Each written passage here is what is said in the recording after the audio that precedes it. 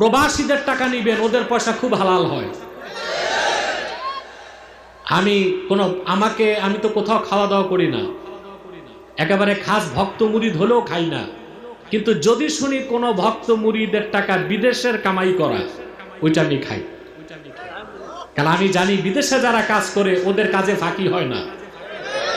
রক্ত পানি করা ঘামের পয়সা প্রবাসীরা বাংলাদেশের জন্য পাঠায়। যত মন্ত্রী এমপি নবাবগিরি দেখায়, ওগুলো ওদের বাপ দাদার পয়সা না, আমার প্রবাসী মুসলমানদের রক্ত পানি করা ঘামের পয়সায় বাংলাদেশ চলে। কিন্তু বাংলাদেশে আসলে ঢাকা এয়ারপোর্টে ওদের সাথে যে আচরণ হয়, ফকির মিসকিনের সাথে এইরকম আচরণ মানুষ করে না।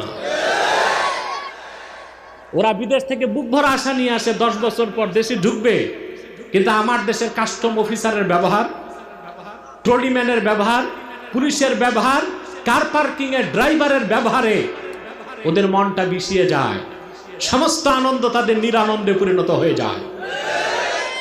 আগে তো প্রবাস মন্ত্রণালয়ের দায়িত্বে ছিল ছোটটা, এখন যারা আছে এরাও যে খুব আবার সাধু দরবেশ তা না।